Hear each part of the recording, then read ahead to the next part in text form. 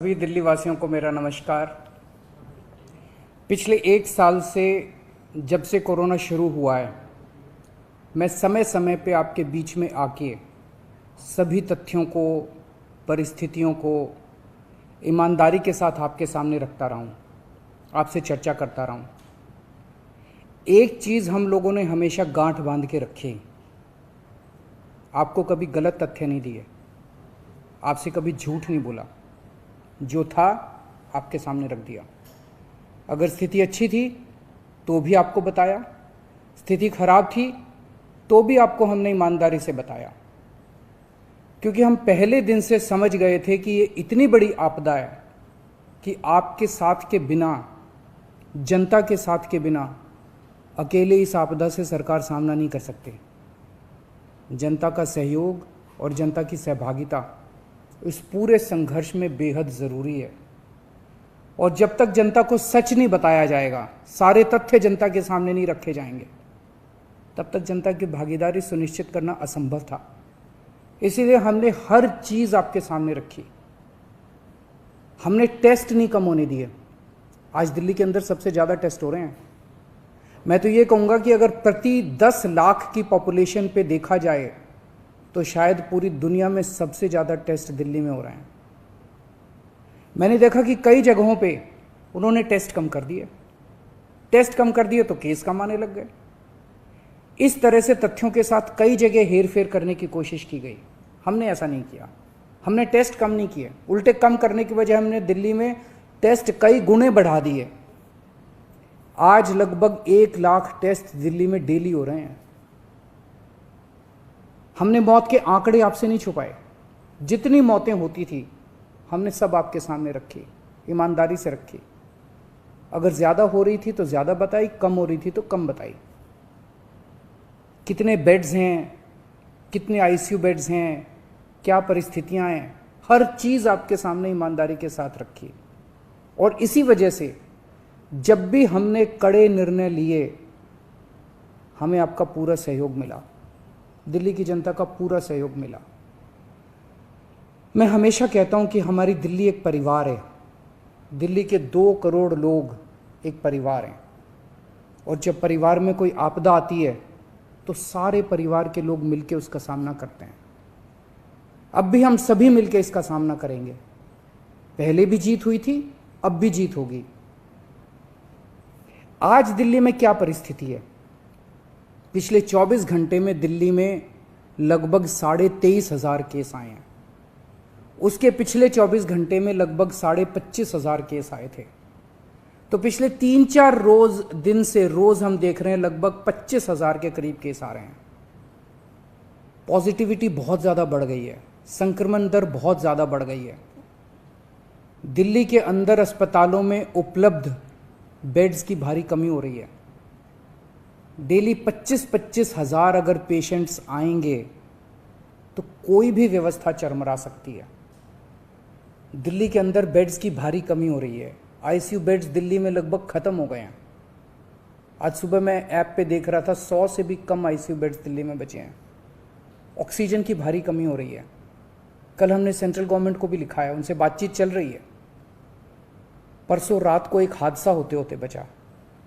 एक private hospital ने हमें बताया कि परसों रात को 3 बजे के करीब उनके अस्पताल की ऑक्सीजन लगभग ख़त्म हो गई।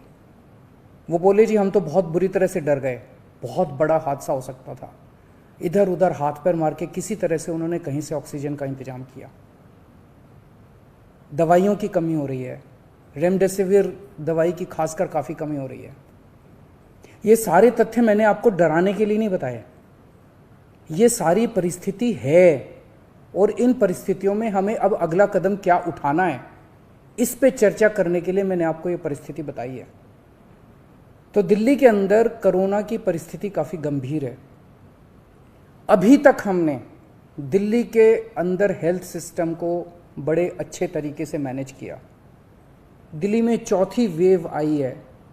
पहली वेव पिछले साल जून में आई थी जिसमें 4,500 के करीब केस आए थे। दूसरी वेव आई फिर सितंबर में, फिर तीसरी वेव आई जिसमें 8,500 के करीब केस आए थे। दुनिया के कई शहर ऐसे हैं, बड़े बड़े देशों के, विकसित देशों के शहर, जहाँ 6,000 केस आए तो उनका पूरा हेल्थ सिस्टम चरमरा गया, कोलैप्स कर गया। दिल्ली में 8,500 केस आए पिछली बार तीसरी वेव में, तब भी हमारा सिस्टम कोलैप्स नहीं किया, उल्टे हमने और ज़्यादा अपनी तैयारियां शुरू कर दी। आज 25,000 केस आए हैं। अब दिल्ली का हेल्थ सिस्टम अपनी सीमा तक पहुंच गया है। हमारा हेल्थ सिस्टम अब बहुत ज़्यादा तनाव में है। मैं ये नहीं कहूँगा कि हमारा हेल्थ सिस्टम अभी कोलैप्स किया है, लेकिन आज हमारा हेल्थ सिस्टम बहुत ज़्यादा तनाव में है। किसी भी हेल्थ सिस्टम की अपनी सीमाएं होती हैं। अनगिनत पेशेंट्स तो कोई भी सिस्टम नहीं ले सकता ना। किसी भी सिस्टम की अपनी सीमाएं हैं। पिछले 5 साल में आपकी सरकार ने दिल्ली में बहुत बड़े स्तर पे स्वास्थ्य के क्षेत्र में काम किया है। खूब नए हॉस्पिटल खोले हैं, मोहल्ला क्लिनिक, पॉली क्लिनिक बनाए हैं। बहुत बड़े स्तर के ऊपर स्वास्थ्य के क्षेत्र में काम हुआ है।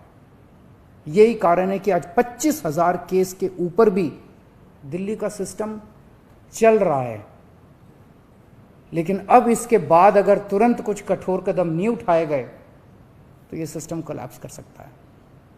और अगर हेल्थ सिस्टम कोलैप्स कर गया तो मुझे डर है कहीं बहुत बड़ी त्रासदी ना हो जाए। जैसे मैंने बताया कि कल एक अस्पताल में ऑक्सीजन बिल्कुल ख़त्म हो गई थी और बहुत बड़ी त्रासदी होते होते बची। मैंने वीडियोस देखे हैं, तस्वीरें देखी हैं, आपने भी देखी होंगी सोशल मीडिया पे। दुनिया के कई शहर ऐसे हैं जहां कॉरिडोर में पेशेंट्स पड़े हुए हैं, सड़कों के ऊपर लोग दम तोड़ रहे हैं। अभी तक हमने दिल्ली को उस किस्म की त्रासदी से बचाया है, वैसा नहीं होने दिया।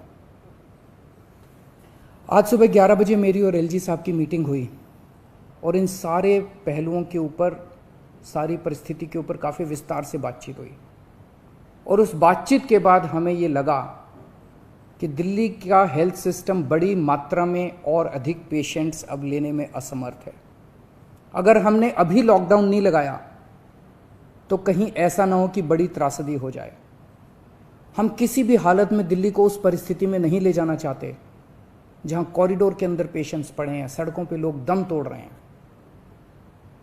आज सभी परिस्थितियों का जायजा लेने के बाद आपकी सरकार को ये लगता है कि दिल्ली में कुछ दिन के लिए लॉकडाउन लगाना ज़रूरी है। तो आज रात को 10 बजे से अगले सोमवार को सुबह 5 बजे तक 6 दिन के लिए दिल्ली में लॉकडाउन लगाया जा रहा है। इस दौरान जाहिर है कि जो एसेंशियल सर्विसेज हैं वो जारी रहेंगी, खाने पीने की, मेडिकल व्यवस्थाओं की वो जारी रहेंगी। ये शादियों का सीज़न है, लोगों के बड़े मुश्किल से रिश्ते बनते हैं, हम उनके रिश्ते तोड़ना नहीं चाहते। तो लोगों की शादियां संपन्न हों, लेकिन केवल 50 लोगों के गैदरिंग के साथ संपन्न हो। उसके लिए अलग से पास दिए जाएंगे। इसके बारे में अभी थोड़ी देर में डिटेल्ड ऑर्डर जारी हो जाएगा कि कौन कौन सी चीज़ें जारी रहेंगी और कौन सी चीज़ों पर पाबंदी रहेगी।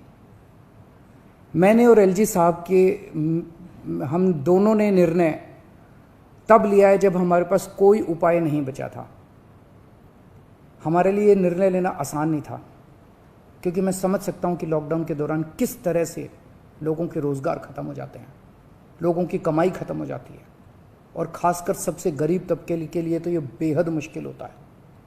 जो दिहाड़ी करके रोज़ कमाते हैं उनके लिए तो बेहद मुश्किल हो जाता है। पिछली बार जब देश में लॉकडाउन लगा था, हमने देखा कि किस तरह बड़ी संख्या में प्रवासी मजदूर अपने गांव जाने लगे थे। उनसे मैं ख़ास तौर से हाथ जोड़ के अपील करना चाहता हूँ, ये छोटा सा लॉकडाउन है, 6 दिन का, दिल्ली छोड़ के मत जाइएगा। आपके आने जाने में इतना समय खराब हो जाएगा, इतना पैसा खराब हो जाएगा, इतनी ऊर्जा खराब होती है। दिल्ली में रहिए।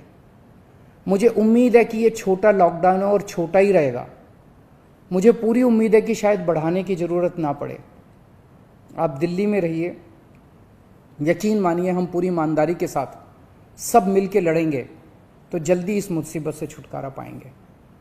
मैं आपको यकीन दिलाता हूँ, सरकार आपका पूरा ख्याल रखेगी।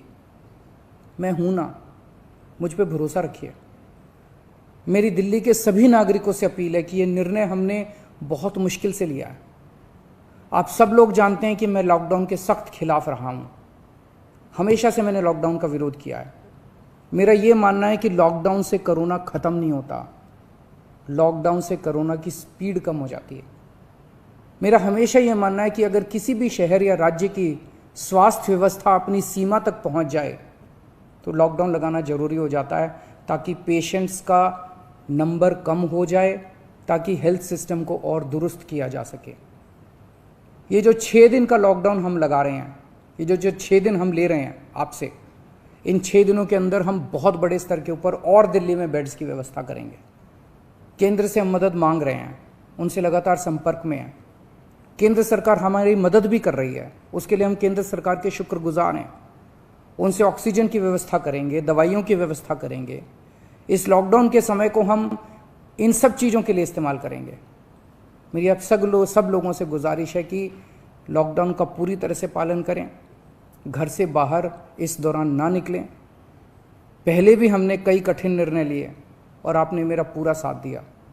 मुझे पूरी उम्मीद है आज भी आप मेरा साथ देंगे। हम मिलके इसका मुकाबला करेंगे और ज़रूर जीतेंगे। नमस्कार।